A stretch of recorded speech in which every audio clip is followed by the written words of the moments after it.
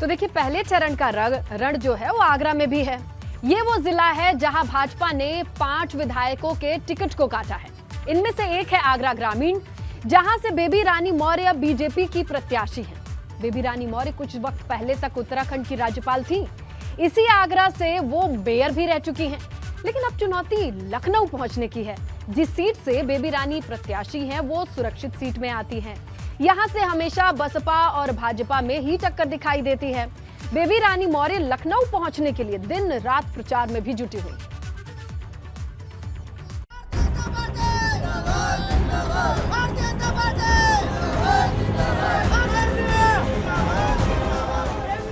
आगरा की जिस ग्रामीण सीट से भाजपा ने बेबी रानी मौर्य को प्रत्याशी बनाया, वहां पिछली बार भाजपा के ही टिकट पर हेमलता दिवाकर प्रचंड रूप से जीती थी। इस जिले की जिन 5 सीटों पर भाजपा ने विधायकों का टिकट काटा, उसमें से ग्रामीण भी एक है। बेबी रानी मौर्य मानती हैं कि उनके सामने कोई चुनौती नहीं। आगरा ग्रामीण में आपको चुनौती किससे मिल रही है? हम किसी से अपनी चुनौती नहीं मान रहे। हमारे कार्यकर्ता हमारे साथ हैं। आप इतनी देर में भी 7 बज गए, मुझे यहाँ 2 बजे आना था, 7 बजे पहुँची हूँ। उसके बाद भी इतना इनमें जोश है, जुनून है, एक उत्साह है।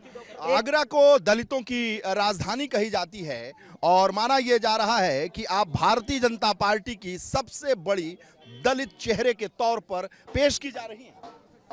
नहीं, देखिए, दलित तो हूँ मैं। अब पार्टी का निर्णय जो भी होगा, लेकिन मैं पार्टी की एक समर्पित कार्यकर्ता हूँ। पार्टी का जो भी आदेश होता है उसे मैं मानती हूँ और पार्टी जो भी कार्य करने के लिए कहती है मैं वो करती हूँ। कहा जाता है कि मायावती की काट भारतीय जनता पार्टी बेबी रानी मौर्य में देख रही है। नहीं नहीं, मैं किसी की काट के रूप में नहीं, मैं अपने समाज की एक नेता के रूप में कार्य करना चाहती हूँ और अपने समाज के लोगों के लिए कार्य करना चाहती हूँ। बेबी रानी मौर्य आगरा बेल्ट में एक बड़ा दलित चेहरा हैं, जिन्हें राज्यपाल भी बनाया जा चुका है। बेबी रानी मौर्य मानती हैं कि जाटव वोट या तो भाजपा के साथ जाएगा या मायावती के साथ। मायावती जी का जो वोट बैंक है 22-23% जो कहा जाता है दलितों का है, जी, तो वो क्या वो सब भाजपा की तरफ मूव कर गए?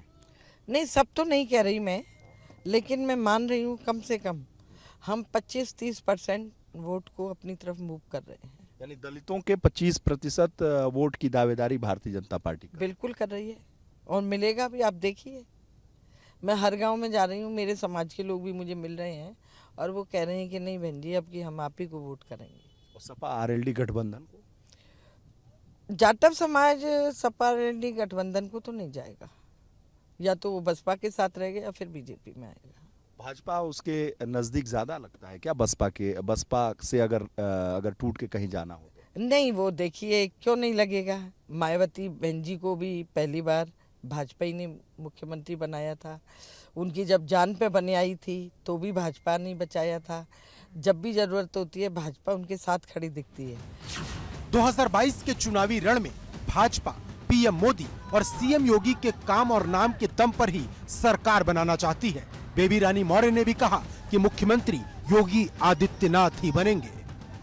2022 में भाजपा को किसको मुख्यमंत्री बनाना चाहिए? योगी जी बनेंगे, वो घोषित हो गए, कह ही रहे हैं कि 2022 में फिर योगी जी हमारे मुख्यमंत्री हैं। अब की बार फिर योगी सरकार? बिल्कुल, अब की बार फिर योगी सरकार। आप इसको इंडोर्स कर रही हैं कि योगी आदित्यनाथ मुख्यमंत्री बने और वो सबसे बेहतर चॉइस है? बेहतर चॉइस है, लोग उन्हें मानते हैं, जानते हैं, योगी के रूप में भी, मुख्यमंत्री के रूप में भी, और एक ईमानदार मुख्यमंत्री के रूप में भी उनकी पहचान है। तो वही आएंगे और लोगों का नारा भी है, जो राम को लाए हैं हम उनको लाएंगे। तो वो लेके आ रहे हैं राम को, तो हम उनको लेके आएंगे। आगरा की ग्रामीण सीट पर परिसीमन के बाद 2 बार ही चुनाव हुए। 2012 में बसपा की जीत हुई और 2017 में भाजपा की। ऐसे में भाजपा और बसपा के बीच मुकाबला 1-1 की बराबरी पर है और ऐसे में इस बार जो लखनऊ जाएगा वो बढ़त बना लेगा। आगरा की ग्रामीण सीट से वीरेश पांडे की रिपोर्ट।